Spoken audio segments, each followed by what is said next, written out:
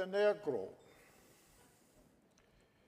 Montenegro, eins og það heitir á flestum tungumálum, er lítið land á Balkanskaga. Var í áratugi hluti af Júgóslavíu, meðal annars á tímum kommúnistastjórnarinnar og þegar Tito marskálkur var æðstur valdhafa í Montenegro. Svo féll múrinn og Balkanstríðið fór illa með þetta litla land, þetta fátæka land, sem við Íslendingar höfum gefið það fallega nafn Svartfjallaland. Svartfjallaland. Það er ennþá fátækt land. Þjóðartekjur þar eru í reynd bara helmingur af því sem það er í Evrópusambandinu. Og landsmenn glíma enn við þann vanda að það vantar nútíma vegi, það vantar hraðbrautir, það vantar innviði. Þeir hafa átt mjög erfitt með að búa sjálfum sér þau lífskjör sem þeir báru í brjósti vonir þegar þeir losnuðu undan harðræðinu á sínum tíma. Svartfjallaland. Það vill svo til að þessi umræða hefur þróast á þann hátt að þetta fjarlæga, litla, fátæka land á Balkanskaganum er farið að skipta okkur miklu máli í þessari umræðu. Vegna þess að staða þess gagnvart Evrópusambandinu er ansi afhjúpandi fyrir það leiðangur sem núna er verið að biðja þjóðina að samþykkja. Það er 18 ár síðan Svartfjallaland sótt aðild að Evrópusambandinu. Og það eru 14 ár síðan þeir hófu viðræður við Brussel. 14 ár.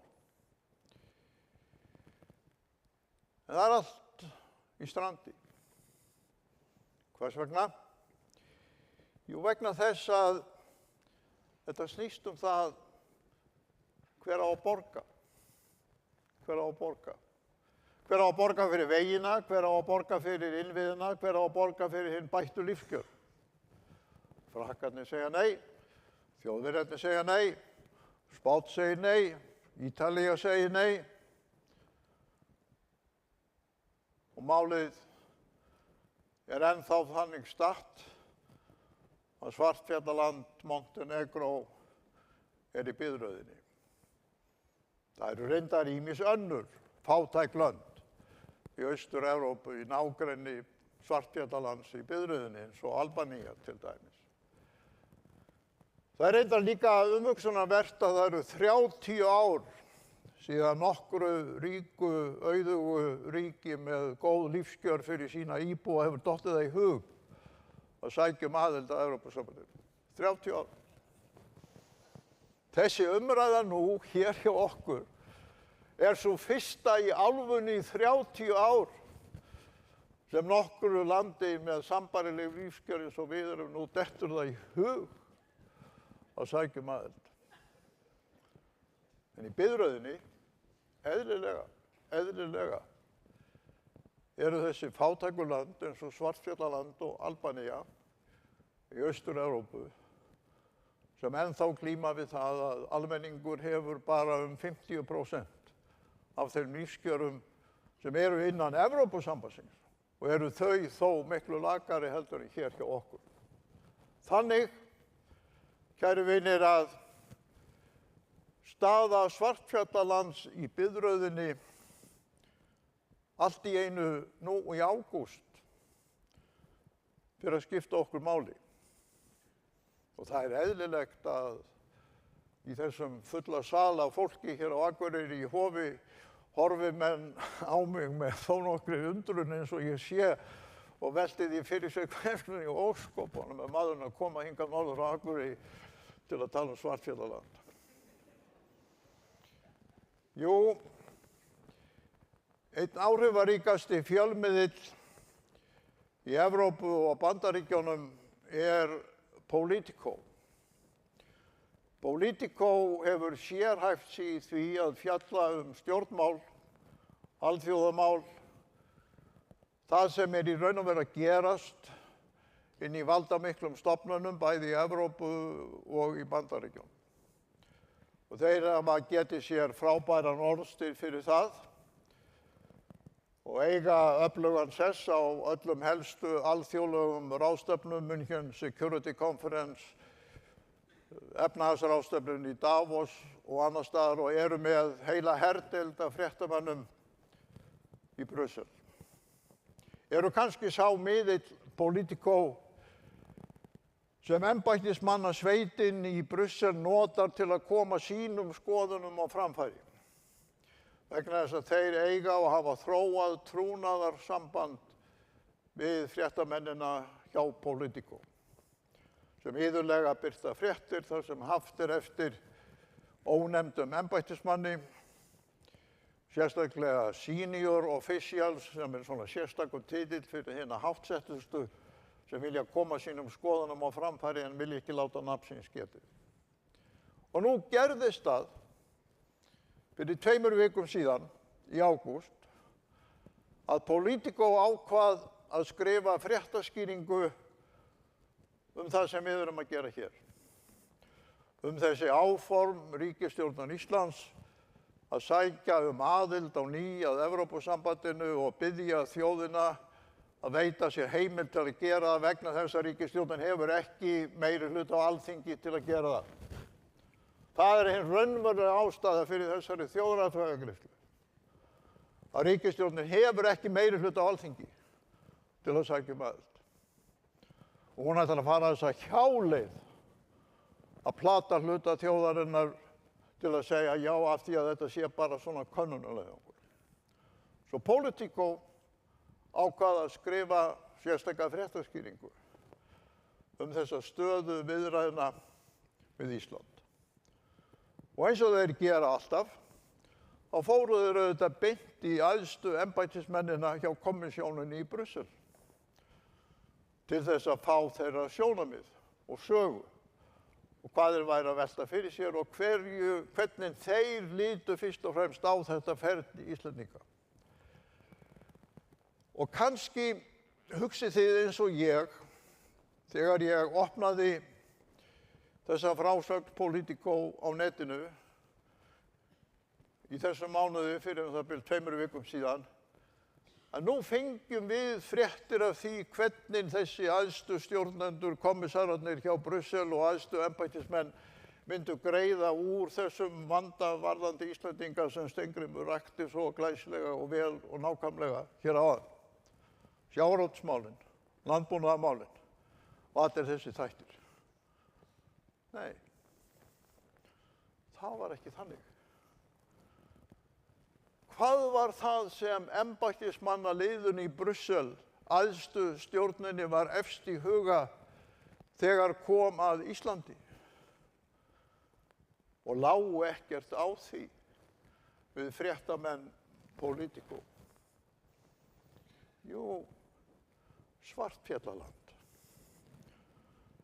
Þessi höfuðverkur árum saman með Svartfjallaland. Ísland fyrsta ríka landið sem bankar hér upp á. Við skulum láta þá borga fyrir Svartfjallaland.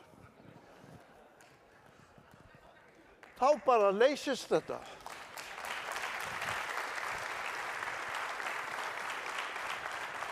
Þá bara leysist þetta. Þá verður þetta ekki lengur höfuðverkur fyrir okkur hérna í Brussel. Og þá skiptir engu máli þó að Þjóðverjar neita að borga og Frakkar neita að borga og Ítalir neita að borga og Spánverjar neita að borga. Við látum bara Íslendingana að borga. Og af því að þetta í raun og veru svo ótrúleg saga, þá tók ég með mér hér á fundin ljósritin af þessari frásögn Politico. Vegna þess að það eru ennþá einhverjir í þessu landi sem ekki trúa mér, þó að þeir séu nú kannski fleiri utan við þessi salakynni heldur en hér. Og hér er þessi frásögn með tilvitnunum ekki bara í einn, ekki bara í tvo æðstu embættismenn Evrópusambandsins, senior officials, nei, bara nokkuð marga. Og þeim ber öllum saman það að þetta sé málið. Tengja Ísland bara við Svartfjallaland og leysa þannig þennan höfuðverk Evrópusambandsins. Og einn af þessum æðstu embættismönnum svo útpældur að hann kallar þetta á ensku the best case scenario. Fyrir okkur, þetta Þorgerður hafi heyrt þetta sé the best case scenario fyrir okkur. Og hann bætir betur og eins og þeir segja hérna, explained, ég ætla að lesa þetta fyrst á ensku svo að menn efist ekki að ég þýði þetta rétt. Explained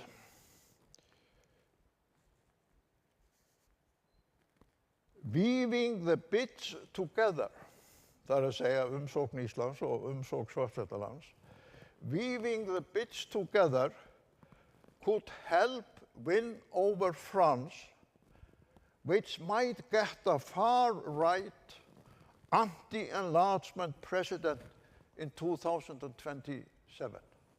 Sem sagt, hættan á Le Pen í næstu forsetakosningum í Frakklandi þannig í augum þessa kommissar í Brussel að nú sé að gera flýta sér að láta Ísland borga fyrir Svartfjallaland svo að þurfa ekki að bera það undir Le Pen þegar hún orðin forseti Frakklands. Og svo gerir Politico sér ferð til þess að hitta utanríkisráðherra Svartfjallalands, Meida Goršević, og spyrja utanríkisráðherrann svona til hliðar í einhverjum kvöldverði í höfuðborginni sem hér í greininni kallað soirée, sem mjög fínt franskt orð yfir svona fínni boð. Hvernig utanríkisráðherra Svartfjallalands lítist nú á þessa hugmynd að tengja Svartfjallaland og Ísland saman. Og utanríkisráðherrann segir, já, mér líst bara vel á það. En það er ekki búið. Það er ekki búið. Annar embættismaður segir, Iceland's wealth could make it a net contributor to the EU budget and effectively pay for the membership of Montenegro. Auður Íslands þannig að þeir munu láta af hendi mikilvægt fjármagn til Evrópusambandsins og í reynd borga fyrir aðildina af Svartfjallalandi. En svo rúsínan í pylsuendanum. Utanríkisráðherra Íslands. Þið hafið kannski séð viðtalið á Sýn fyrir nokkrum dögum síðan. Þegar utanríkisráðherrann var beðinn að vera nú loksins skýr og afdráttarlaus til að lýsa samningsmarkmiðunum sem Steingrímur réttilega var að auglýsa eftir áðan. Og ef þið hafið séð þetta viðtal þá hafið þið fylgst með því hvernig hún hraktist úr einu öngstrætinu í annað og einum útúrsnúningnum í annan. Þangað til hún sagði loks við fréttakonuna, þú fær mig ekki til að segja já. Þegar spurt var að því hvort það yrði afdráttarlaust að við héldum forræði yfir sjávarútveginum, þú fær mig ekki til að segja já. Mínútum saman sat utanríkisráðherrann sem núna að biðja umboð til að semja fyrir okkar hönd vegna þess að stjórnskipun Íslands þannig að hún ein fær umboðið. Ríkisstjórnin ekki fjölskipað stjórnvald samkvæmt íslenskum lögum. Það utanríkisráðherrann einn sem samkvæmt íslenskri stjórnarskrá hefur það vald í sinni hendi að fara með samningsumboðið. Jú, hún þarf samráð við ríkisstjórnina. En samkvæmt íslenskri stjórnarskrá erum við, ef þjóðin segir já, að veita utanríkisráðherranum einum þetta umboð. Og ráðherrann sem gat ekki, þrátt fyrir ítrekaðar tilraunir fréttakonu sínar, sagt okkur skýrt hvar hennar rauðu línur lægju varðandi sjávarútveginn og auðlindirnar í viðræðum við Brussel,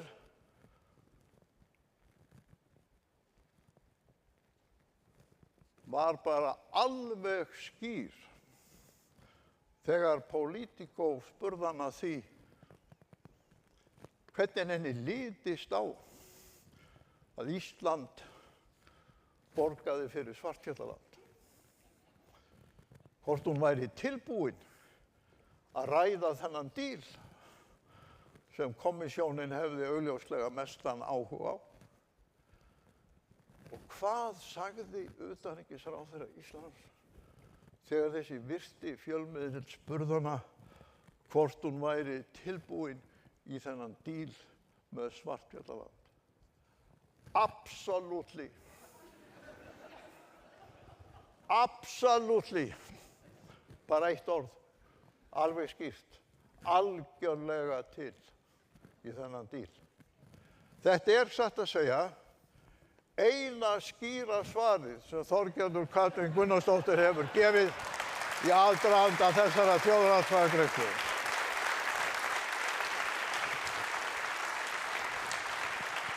Absolutely. Absolutely. Ég þurfti að lesa þetta nokkrum sinnum. Þess vegna tók ég ljósritið með mér. Vegna þess að ég vissi að það myndi einhverjir halda að þetta væri ekki rétt. En svona þetta, kæru vinir. Svona þetta, kæru vinir. Þeir í Brussel líta á þessa umsókn fyrst og fremst sem tækifæri til að láta Ísland borga fyrir Svartfjallaland. Ég hef mikla samúð með fólkinu í Svartfjallalandi. En eins og einn góður maður sagði við mig, eigum við ekki að klára fyrst þjóðveg 1 áður en við förum að borga fyrir vegina í Svartfjallalandi. Og það líka þáttur í þessari sögu að hún afhjúpar ekki aðeins hvernig Evrópusambandið hugsar og aðhefst á æðstu stöðum, heldur minnir hún okkur líka á að Evrópusambandið og þetta batteri allt saman risavaxin valdastofnun sem hefur sín eigin vandamál, sín eigin ætlunarverk og sá fjöldi sem þar starfar að því að reka þessa hagsmunagæslu fyrir bírókratið, báknið sjálft, skiptir tugþúsundum manna. Mér var það á fundinum í Sjálfstæðissalnum þegar áfram Ísland var ýtt úr vör. Mér var það á að vantelja þennan fjölda bírókrata í Brussel sem við þurfum að glíma við. Ég sagði að hann væri 40.000. Það var ekki rétt. Sú tala á bara við kommissjónina og Evrópuþingið og bankann. Svo eru 40 aðrar stofnanir sem tilheyra þessu batteríi. Þannig að þegar allt lagt saman, þá það 70.000 manns sem dag og nótt vinnur að því að verja hagsmuni þessa kerfis.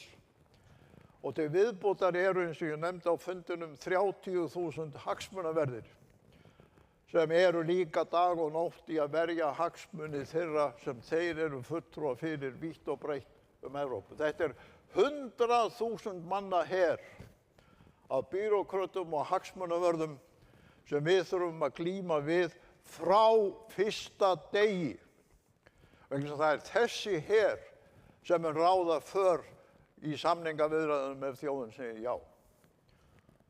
Það sýnir sagan. Það rakti Steingrímur hér. Því lýsti Össur í hinu langa viðtali við Vísi.is á sínum tíma. Þessi þáttur hefur í raun og veru ekkert verið ræddur í þessari umræðu. Það talað einhvern sjávarútvegsstjóra, Kos heitir hún held ég, ef ég man rétt, eins og það sé bara nóg að tala við hana. Það gleymist þessi mikla herdild báknsins í Brussel sem rekur allar þessar viðræður og hagsmuni og stefnumótun og til viðbótar svo fjöldi hinna 27 ríkja sem Steingrímur nefndi réttilega svo í bakherbergjunum og í baksveitinni til að ákveða hvert samningsumboði verður. Þetta veruleikinn sem samningsmenn Íslands munu þurfa að glíma við frá fyrsta degi. Þeir munu ekki koma með einhvern pakka og segja gjörðu svo vel, hérna pakkin vil ekki kíkja hann. Nei. Þeir búa sem undir langvarandi bírókratískan slag. Og þessir aðilar eru sérfræðingar í bírókratískum slag. Og þeir hafa svo líflegt hugmyndaflug að það fyrsta sem þeim dettur í hug að ræða við Politico þegar fréttamaður Politico vil ræða umsókn Íslands að ræða að nú getið þið losnað við Svartfjallaland af biðlistanum með því að láta Ísland borga. Og það reyndar merkilegt miðað við þessa umræðu sem lýkur í næstu viku að enginn þeirra ráðherra sem biður að þjóðin segi já. Enginn þeirra þingmanna sem hafa verið í fararbroddi þess leiðangurs hafa nokkru sinni gert minnstu tilraun til að útskýra fyrir þjóðinni þá grunnsáttmála sem allt gangvirki Evrópusambandsins byggist á. Þið getið farið í gegnum allar þessar umræður, öll þessi viðtöl, allar þessar greinar og þið finnið orðið Lissabon-sáttmáli aldrei. Og ég að segja alveg eins og sem gamall prófessor í stjórnmálafræði og þingmaður og ráðherra og forseti lýðveldisins í 20 ár, ég hefði aldrei trúað því fyrirfram að ráðherrar í ríkisstjórn Íslands og þingmenn sem taka sig alvarlega bara leyfi sér að fara í gegnum alla þessa umræðu í aðdraganda þjóðaratkvæðagreiðslu án þess að minnast einu orði á grunnsáttmálana í valdakerfi Evrópusambandsins. Ef einhver hefði sagt það við mig, þá hefði ég ekki trúað því. En það enga síður það sem við höfum horft upp á. Maastricht-sáttmálinn og Lissabon-sáttmálinn eru þær grunnstoðir sem Evrópusambandið byggir alla sína ákvörðunartöku og allt sitt gangverki á. Lissabon-sáttmálinn orðinn 17 ára gamall. Maastricht-sáttmálinn enn eldri. Þetta engin ný tíðindi. Þetta sjálf stjórnskipun Evrópusambandsins sem viðræðurnar munu þurfa að laga sig að og ég tala ekki aðild Íslands þarf að byggjast á. Og þar skiptir Lissabon-sáttmálinn mestu máli. Það hann sem skilgreinir það að í ráðherraráðinu það ekki þannig að Ísland fær eitt sæti sem jafnstórt og sæti Frakka og sæti Þjóðverja. Í fleiri ákvarðanasviðum Evrópusambandsins, meir en 40 ákvarðanasviðum farið eftir fólksfjölda. Og þar hlutur Íslands, eins og ég nefndi í sjálfstæðissalnum, 0,1%. Reyndar rúnaði ég það aðeins af, því það í reynd 0,08%. En mér fannst einhvern veginn einfaldar að segja bara 0,1%, vegna þess að ég vissi að mönnum myndi finnast það nægilega ótrúlegt. Vegna þess að það er búið að halda því að okkur árum saman undir kjörorðinu við fáum sæti við borðið, að sá sem mætti fyrir hönd Ísland hefði sama vægi með sína sleggju eins og þeir frá Frakklandi og Þýskalandi. En Lissabon-sáttmálinn segir, nei, 0,1%. Lissabon-sáttmálinn segir líka að kommissjónin, Ursula von Leyen, fái miklu meira sjálfstætt vald í öllu gangvirki Evrópusambandsins heldur en þeir sem voru fyrir 30-40 árum í þessari stöðu. Lissabon-sáttmálinn segir líka að Evrópusambandið þurfi að búa sig undir sameiginlega utanríkisstefnu. Og Lissabon-sáttmálinn segir líka að smæstu þjóðirnar fái bara 6 sæti á Evrópuþinginu, þar sem yfir 700 þingmenn. Þið sáu kannski opnuna í blaðinu í morgun, hvar er Togga? Í þessum stóra sal. Og það er misskilningur sem sumir halda að þessi 6 myndi svo sérstaka Íslandsdeild á Evrópuþinginu. Nei, það er ekki þannig. Heldur eru þar einingar sem stjórna allu gangvirki Evrópusambandsþingsins sem eru flokkahóparnir. Og þar ráða stærstu flokkar Þýskalands, Frakklands, Spánar, Ítalíu langmestu.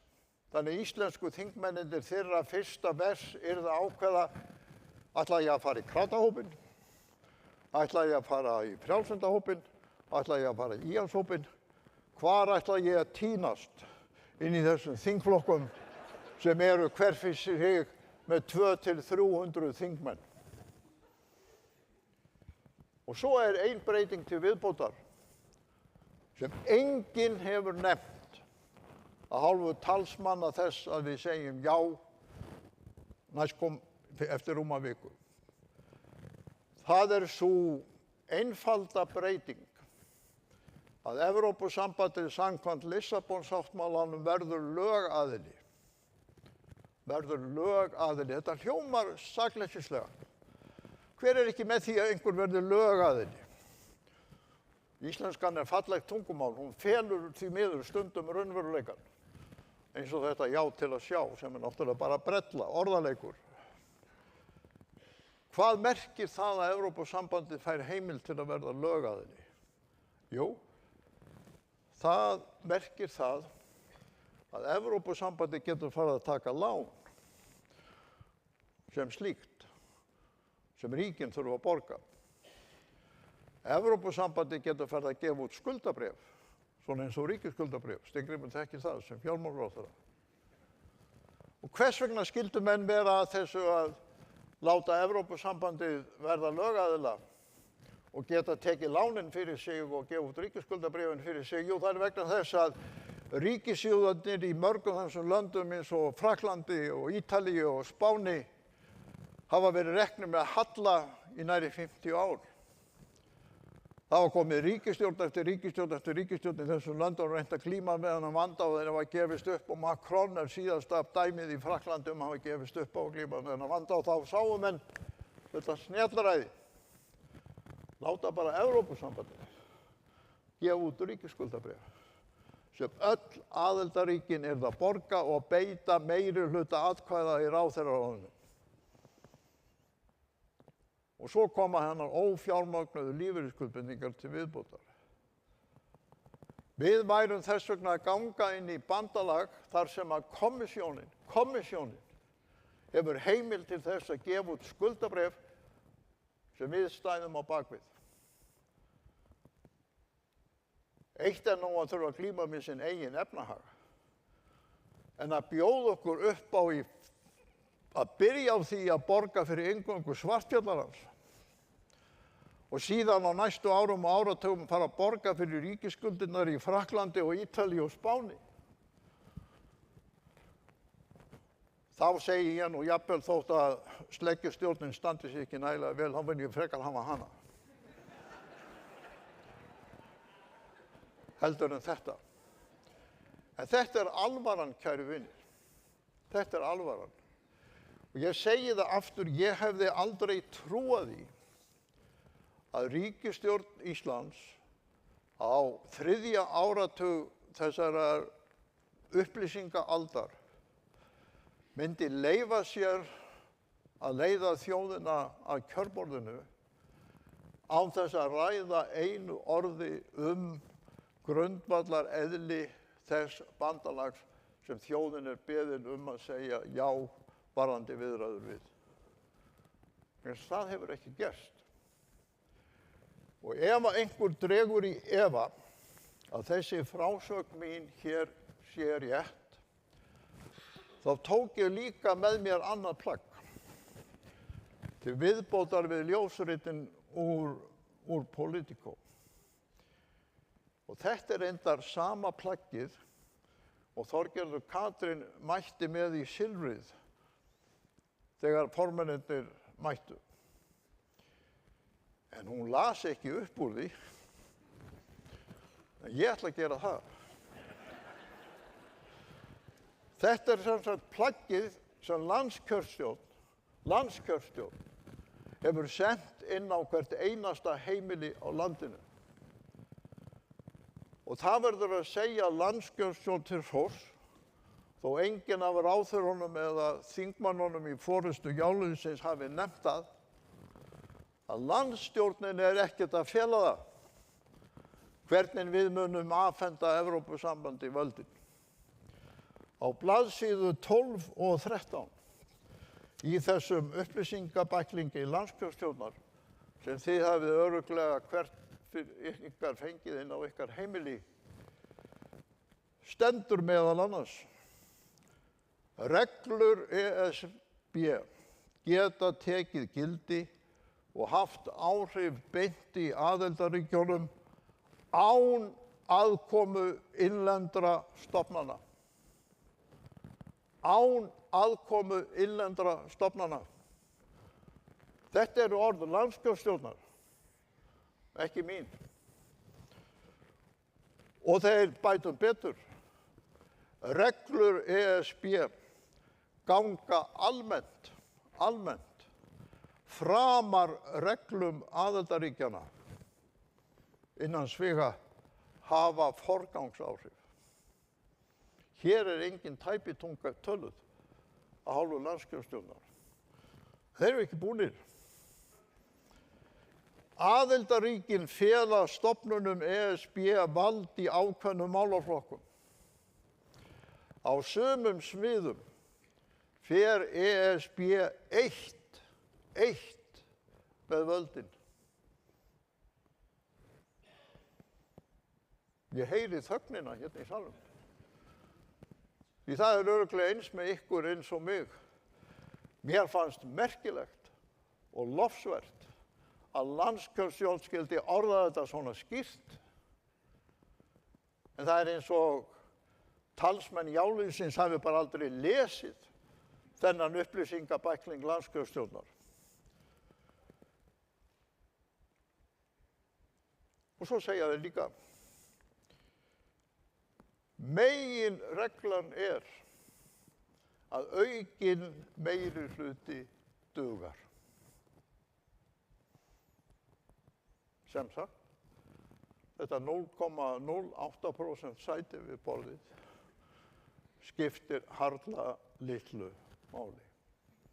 Ég hvet ykkur öll sem hér eruð og hlýðið á þennan fund og reyndar landsmenn alla að lesa blaðsíðu 12 og 13 í þessum bæklingi landskjörstjórnar sem utanríkisráðherrann tók með sér í sjónvarpssal en passaði sig á að lesa ekkert upp úr. Það er nefnilega þannig að þetta snýst ekki pakka. Þetta snýst ekki einhverja brellu. Þetta snýst meiri háttar framsal á þeim völdum sem tók okkur 100 ár að fá í eigin hendur og þeim völdum yfir landhelginni sem tók okkur áratugi að fá í eigin hendur. Forfeður okkar og mæður glímdu í 100 ár við það að fá stig af stigi þetta vald í sínar hendur. Þegar þjóðfundurinn 1851 kom saman í sal lærðaskólans við Lækjargötu og Ólafur Brím, bóndi á Grund í Eyjafirði, var þjóðfundarfulltrúi Eyfirðinga á þeim fundi. Hafði Danakonungur allt vald í íslenskum höndum. Þannig hófst þessi barátta. Allt vald í höndum konungsins í Kaupmannahöfn. Og þess vegna eðlilegt að Jón Sigurðsson segði að hann gæti ekki sætt við það og ekki heldur Íslendingar að bóndi í Skagafirði þyrfti að fara í gegnum Kaupmannahöfn til þess að ráðgast við bónda í Húnavatnssýslu. Núna er verið að biðja okkur um það, öll þessi valdasvið sem við nú höfum í eigin höndum, að fara í gegnum Brussel, þar sem 100.000 manna her, bírókrata og hagsmunaverða mun meðhöndla okkar mál og við knúin til þess að lúta þeirri niðurstöðu sem þeir komast að. Og ég spyr eins og ég gerði í upphafi þessara baráttu, hvers vegna eftir 100 ára baráttu fyrir að fá fullan rétt í okkar hendur, ættum við að bjóða börnum okkar og barnabörnum upp á 100 ára glímu við erlent vald. Ég hef aldrei notað orðið fullveldi í þessu samhengi vegna þess að það er hugtak sem menn teygja fram og aftur. En það er ekki það deilt að hér er verið að biðja um já til að hefja þá för að flytja umtalsvert vald til erlendra aðila. Þannig að börn okkar og barnabörn þurfi eins og forfeður okkar og formæður að verja stórum hlut af sínum tímum í að glíma við erlent vald. Og þá leyfi ég mér hér á Akureyri að minna á nokkra þingmenn Eyfirðinga sem stóðu í fararbroddi þessara baráttu á fyrstu áratugum. Arnljót Ólafsson, Hannes Hafstein, Skúla Thoroddsen, Benedikt Sveinsson og þeir voru fleiri við Sólveigu afsökunar. Það voru eingöngu karlmenn vegna þess að lögin voru þannig á þeirri tíð. En á bak við þá voru hundruðir fátækra bænda og íbúa í hinu litla þorpi sem Akureyri var þá, sem voru sama sinnis. Skrifuð undir bænaskrárnar sem Íslendingar sendu til Kaupmannahafnar, hverja fætur annarri, áratugum saman, til þess að biðjum sjálfstætt vald í eigin höndum.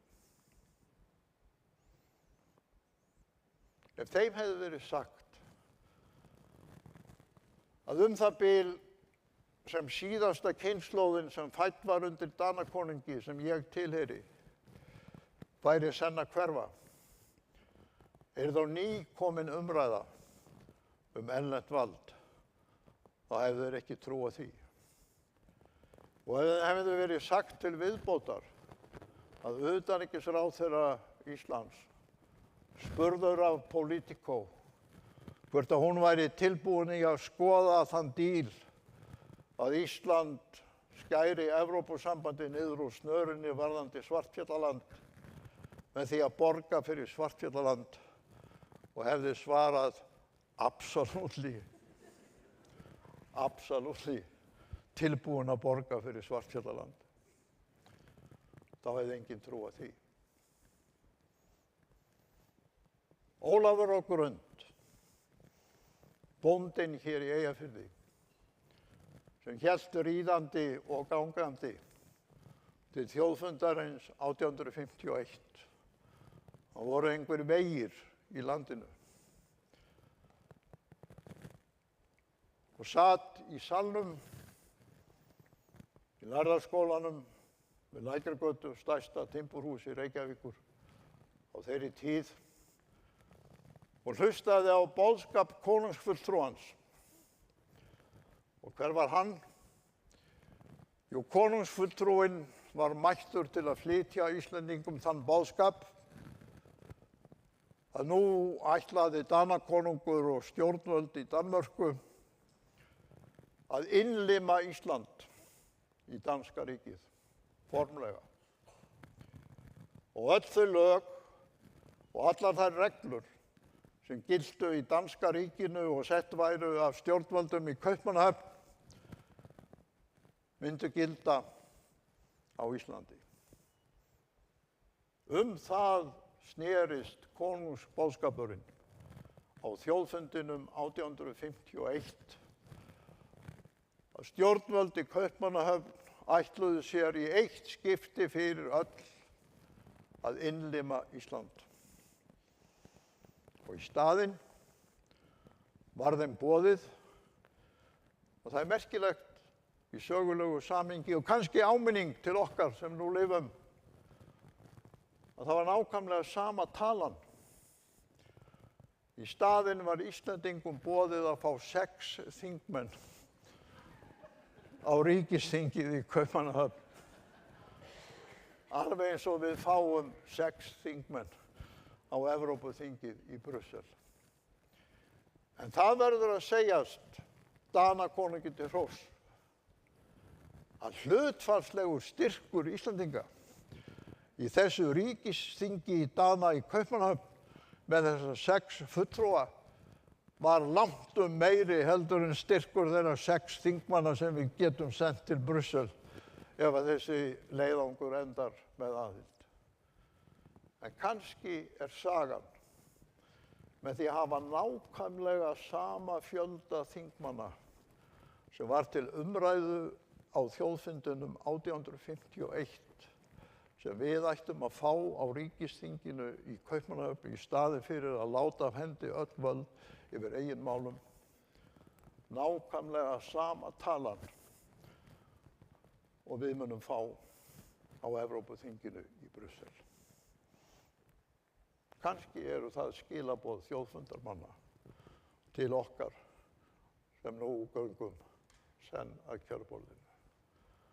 Og þá segi ég, og vona að við segjum öll, eins og Ólafur á Grund, bóndinn í Eyjafirði, sagði með sínum félögum á þjóðfundinum 1851. Vér mótmælum öll. Takk ykkur fyrir.